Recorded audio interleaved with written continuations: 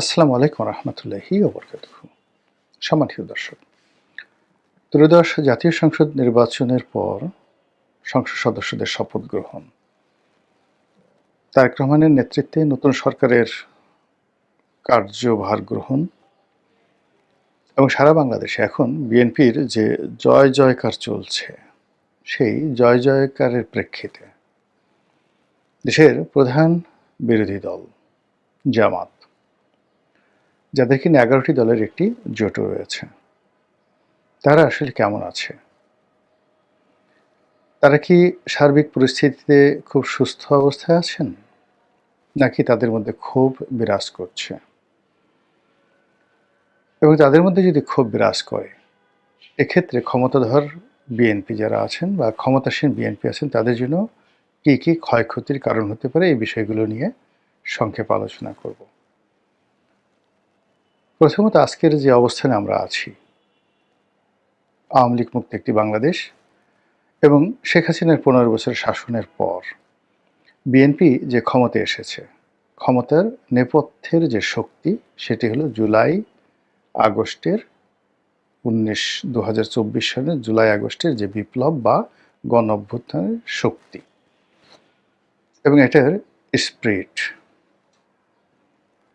বলা হয়ে থাকে যে জুলাই আগস্ট বিপ্লবের যে মাস্টার মাইন্ড, এটি অ্যাবসলিউটলি জামাত, এবং জামাতের প্ল্যান এ, বি বা জামাতের যে প্রক্সি টিমগুলো ছিল, তারাই আসলে এখানে মূলত এই জুলাই আগস্ট বিপ্লবের নেপথ্য কারিগর।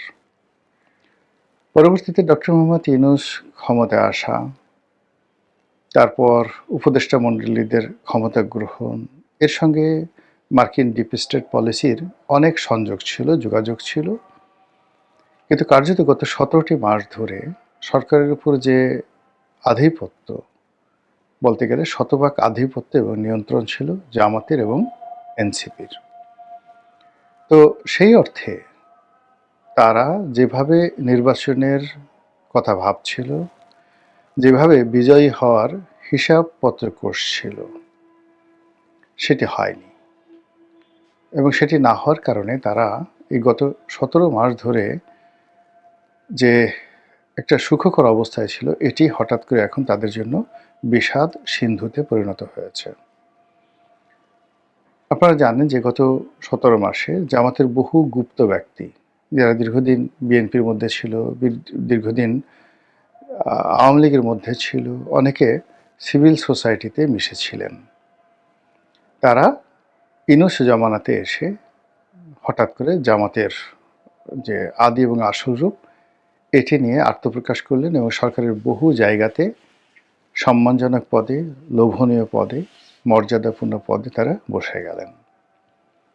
কিন্তু বিএনপি সরকার ক্ষমতা আসার সঙ্গে সঙ্গে অনেকটা ঝড়ের গতিতে, উল্কার গতিতে এই যে পদ পদবিগুলোতে জামাতের আধিপত্য ছিল, সেখানে রীতিমতো ব্যবচ্ছেদ করে দিয়েছে। অনেককে বাদ দিয়েছে, অনেকের চাকরি যায় যায় অবস্থা, এবং আগামীতে অনেকের বিচার হওয়ার বা অনেকের বিরুদ্ধে মামলা হওয়ার সম্ভাবনা প্রকট। বিশেষ করে ডক্টর মোহাম্মদ ইউনূস এবং তার উপদেষ্টা মণ্ডলীদের বিরুদ্ধে মামলা করার জন্য অনেক পক্ষ নিষ্পিস করছে। আওয়ামী লীগের লোকজন প্রাণান্ত চেষ্টা করছে, দরকার হলে তারা ফাইন্যান্স করবে। এমনকি সিভিল সোসাইটি থেকে অনেক লোক চেষ্টা করছেন, এবং এই মামলা মোকদ্দমা হলে সঙ্গত কারণেই এর সঙ্গে জামাতের অনেকে জড়িয়ে যেতে পারেন। 1 2 নম্বর হলো যে এখানে যে বিষয়টি ইন্ডেমনিটি দেওয়া হয়েছিল গত 17 মাসে, সেটা হলো পুলিশ হত্যা সহ আগস্ট মাসের পরে যে সকল ঘটনা ঘটেছে একটা নির্দিষ্ট সময় পর্যন্ত, এখানে অনেকগুলো খুন হয়েছে, জখম হয়েছে, হত্যাকাণ্ড হয়েছে, এবং এটিকে বিপ্লবের অপরিহার্য অংশ হিসেবে বর্ণনা করা হচ্ছে। এবং এই বিষয়গুলো নিয়ে যদি মামলা মোকদ্দমা হয়, তাহলে অনেকেই ফাঁসবে। আর তার থেকে বাঁচার জন্য যে ইন্ডিমিউনিটি দেওয়া হয়েছিল, সেই ইন্ডিমিউনিটি যদি এখন বিএনপি জাতীয় সংসদে পাশ না করে, তাহলে সেক্ষেত্রে এই যে জামাত বলেছে তারা মাস্টার মাইন্ড, বা জামাতকে মনে করা হতো মাস্টার মাইন্ড, এই বিষয়গুলো নিয়ে জামাতের কপালে দুর্ভোগ আছে। কাজে জামাতের লোকজন ভালো অবস্থানে নেই। তাদের মধ্যে ভয়, আতঙ্ক, দ্বিধা, অস্থিরতা কাজ করছে। ইতিমধ্যে আমিরে জামাত হঠাৎ করে অসুস্থ হয়ে পড়েছেন, আবার হাসপাতাল থেকে তিনি সুস্থ হয়ে বিবৃতি দিচ্ছেন। যে সমস্ত লোক জামাতের লোক টেলিভিশনগুলোতে দাপিয়ে বেড়াতেন, তাদেরকে এখন দেখা যাচ্ছে না। বিশেষ করে জামাতের যে বৃহত্তম যে ব্যাংকটি রয়েছে, ইসলামী ব্যাংক, এই ব্যাংকে তারা যে কর্তৃত্ব স্থাপন করেছিল, সেখান থেকে যদি আবার তাদেরকে বের করে দেওয়া হয়, এবং এটা সম্ভাবনা খুবই খুবই বেশি। কেন্দ্রীয় ব্যাংকে তাদের যে আধিপত্য ছিল সেটি চলে গেছে। এখন কেন্দ্রীয় ব্যাংকের মাধ্যমে যদি ইসলামী ব্যাংকে আবার সে বোর্ড পুনর্গঠিত হয় এবং সেখানে এস আলম বা তার সমর্থিত যারা লোকজন আছেন তারা যদি ফিরে আসেন, জামাতের জন্য রীতিমতো ডিজাস্টার। রাজনীতি করার চেয়ে তখন তাদের যে আগের জমানাতে পালিয়েছিলেন, এটি তাদের জন্য লাভজনক হয়ে পড়বে। এর কারণ হলো যে ক্ষমতায় থেকে আসলে অপমান সহ্য করা যায় না।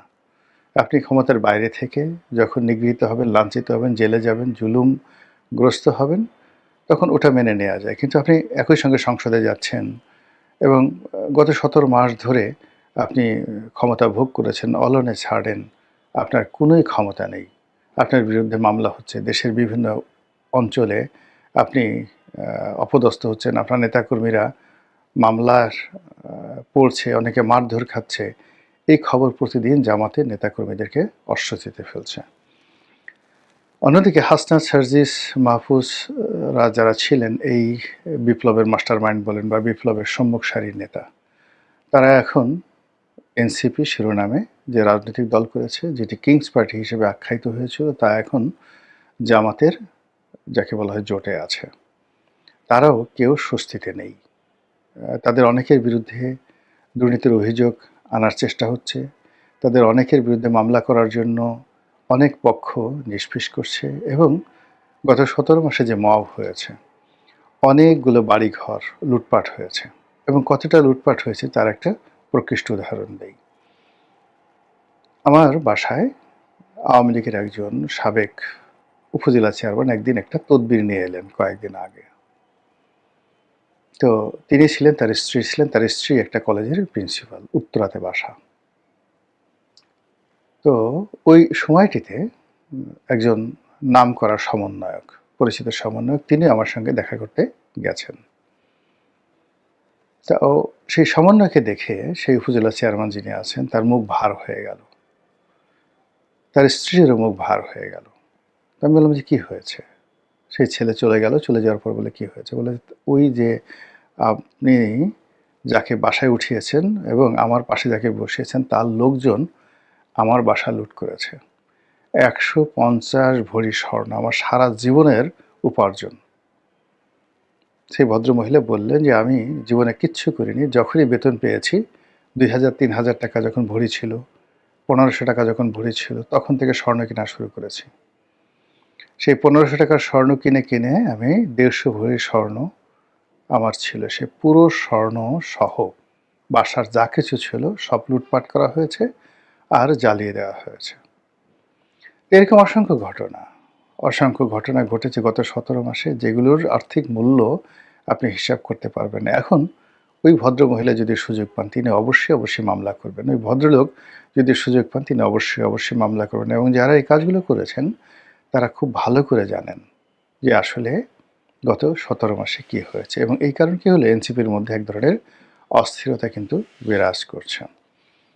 অন্যদিকে সংসদ যেভাবে গঠিত হচ্ছে, তাতে করে জুলাই সনদ কিংবা উচ্চকক্ষ বা সংবিধান সংশোধন, ডক্টর মোহাম্মদ ইউনূসের যে ডিজায়ার, তার সেফ এক্সিট, তার বিদেশে যাওয়া, বাংলাদেশে থাকা, তার কর্মকাণ্ডের ইন্ডিমিউনিটি, সব কিছু এলোমেলো হয়ে যাচ্ছে।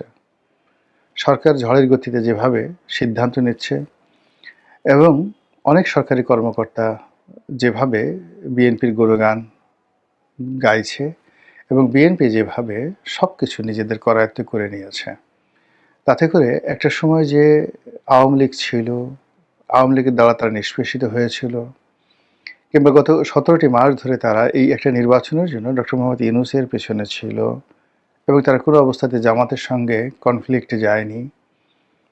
তারা এনসিপির নেতাদেরকেও তোয়াজ করেছেন, তদবির করেছেন। এই জিনিসটি এখন তাদেরকে দেখে বোঝাই যায় না।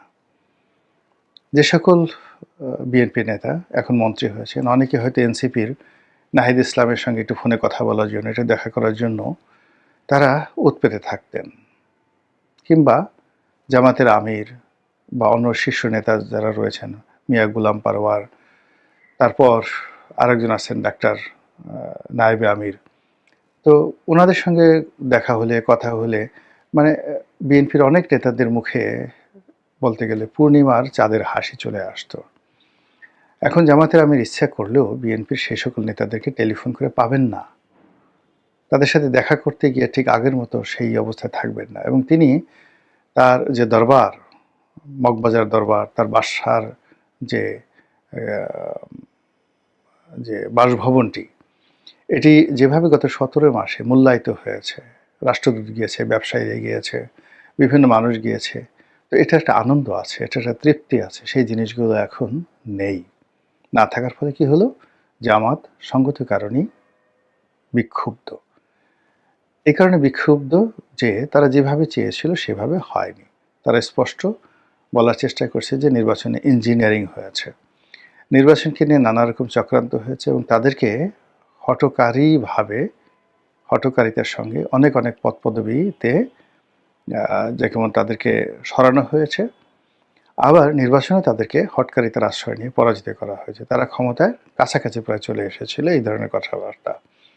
আরও অনেক কথা সামনে বেরোবে, সেই কথা হয়তো যখন রাজনীতির পরিস্থিতি উত্তপ্ত হবে তখন আরও অনেক কথা বের হবে। এখন কথা হলো যে বিএনপি এখন রাষ্ট্র ক্ষমতায় আছে, জামাত সেখানে অভিমান করলেই বা বিএনপির কি আসে যায়, রাগ করলে কি আসে যায়, বিক্ষুব্ধ হলেই বা কি আসে যায়। জামাত যদি নিজেদের কপাল নিজেরা সারাদিন